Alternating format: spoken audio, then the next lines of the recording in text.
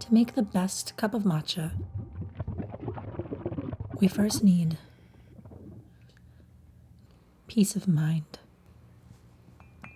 And a cat. Well, technically, you don't need a cat, but if you have a cat, it does increase the experience. What you will need is a chawan, or tea bowl. Chawans are often ornate, beautiful design bowls that are very wide. The width is what allows for our whisk to generate an airy matcha froth that we desire on our beverage. Smaller vessels would constrict and limit the mixing and aeration from the whisk. And as we will do today, the matcha is both prepared and consumed from the chawan. But speaking of whisks, we'll move our attention over to the chasen, or matcha whisk. Made entirely from a single piece of bamboo, these delicate whisks are responsible for the dense foam created when we whisk our matcha. But if you prefer, you can also use an electric whisk to get close to the same results. However, a bamboo whisk is both traditional, more consistent, and in my opinion, peaceful.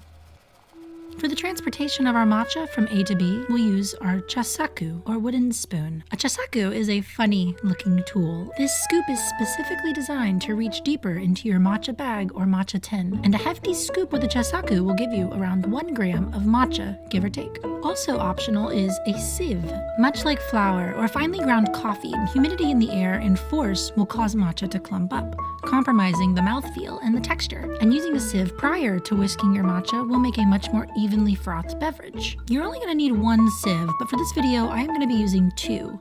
More on that later. Lastly, you're going to need a little bit of nature's lubricant, water, and you're going to need a way of heating it. You want to get a kettle that can generate a water temperature of around 158 to 176 Fahrenheit or 70 to 80 degrees Celsius. Now, if you happen to be a milk drinker, you're also going to need some cups and some pitchers. I prefer to use 2 pitchers. I steam in a smaller 300 ml or 10 ounce pitcher, and then I transfer into the larger 650 ml pitcher. Oh, and you'll also need an espresso machine. That's just for the steaming though, and that's more specifically if you prefer your drink hot and with milk. But now that you have the tools, let's move on.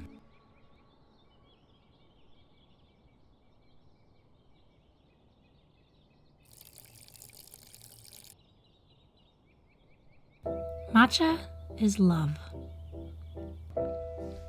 Actually, matcha comes from a plant species called Camellia sinensis, or the tea plant. Matcha specifically is fresh green tea that has been harvested and steamed to prevent oxidation and then is ground into a fine powder. And though all matcha is from the same plant, not all matcha is created equal. You'll likely see 2 grades of matcha floating around in the world: culinary grade and ceremonial grade. Today we're going to be using a ceremonial grade from this video's sponsor, Tenzo. Culinary grade matchas come with a much more bitter flavor, which is why they're often paired with smoothies, cakes, and other desserts. Typically, your culinary grade matchas will consist of less nutrient-dense leaves that are from lower on the plant. It can also include a lot less de-stimming and some automation processes that make the overall quality degrade. Ceremonial grade, or matchas that use higher quality picking practices and processing, typically produce matcha with much more complex flavors using only the nutrient-dense leaves from the top of the plant. When you look a little bit closer at matchas, you can not only tell them apart by flavor, but also by their color. The green that we see in matcha is a byproduct of chlorophyll, age, and the post-harvesting process, which adds to its deep flavors and vibrancy as well as its health benefits. So if you're looking to have a high-quality matcha and using the one that I used to make this latte art in the video, go ahead and use the link in the description to get your first bag of Tenzo.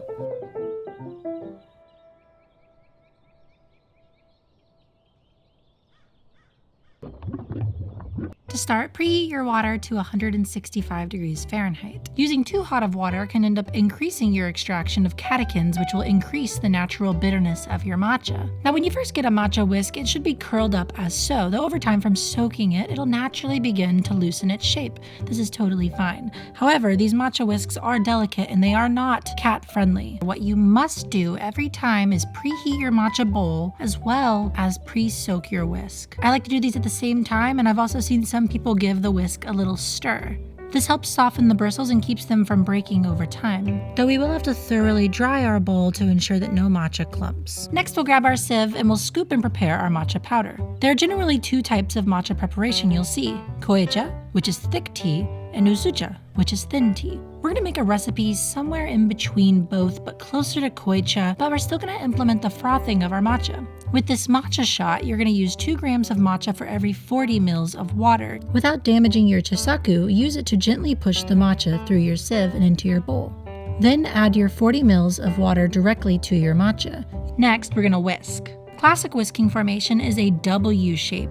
Though I've also seen back and forth movements, and both are valid and both work just fine, as long as you're able to get all the dry pockets of matcha that might cling onto the walls. Matcha doesn't dissolve in water, but rather it forms a suspension, where much of the powder is held into place as the matcha only starts to stratify over time. This is why we want to froth vigorously. You want to start with the frother lowered to the bottom of the matcha bowl, but avoid dragging too aggressively on the bottom of the bowl, thus damaging your bristles. And as you're preparing your matcha, you're going to slowly bring that whisk back up. As you begin to finish the matcha, bring the bristles up to the very tip and skirt across the top surface, breaking up any of those larger bubbles. Give a gentle swirl around the bowl and extract the whisk from the middle. Turn the design of your bowl to your guest and take a sip. Or we can get a little naughty. But first, I want to ask you, what is the difference between these two pours? And it's not the design itself. Look closer. It's the texture in the cup. This is specifically due to the thick foam we just created. Now, if you're making koicha, you won't have to make this thick foam. But again, koicha could stick to the bowl and makes transferring a little bit more tricky. So without doing that, I'm going to show you the 3 tips that make this easier. First, we need more air in the milk. We don't need coarser bubbles, we just need more bubbles overall. But only increase the amount of air by around 5 to 10% of the air you normally use. Next, you're going to transfer your milk. This enables you to both polish your milk, and if you're using a larger pitcher, it enables you to get closer to the surface and allows that foam to glide with more ease on the surface of the matcha. Lastly, if you want your matcha to look smooth and last longer with tighter bubbles, you'll need to employ our sieve number 2. This is where we really start to deviate from tradition, but adding milk itself is also a deviation. However, if you pour your matcha through the mesh strainer from higher distances, you'll preserve nearly all of that foam going through the mesh screen, and the weight of the liquid will pull it through. Here's another example if you don't believe me. Same exact design, but I'll let you guess which one went through the mesh strainer first. I think pretty noticeable, but maybe that's just me, or maybe it's the love for detail, or maybe it's the making impermanent things beautiful,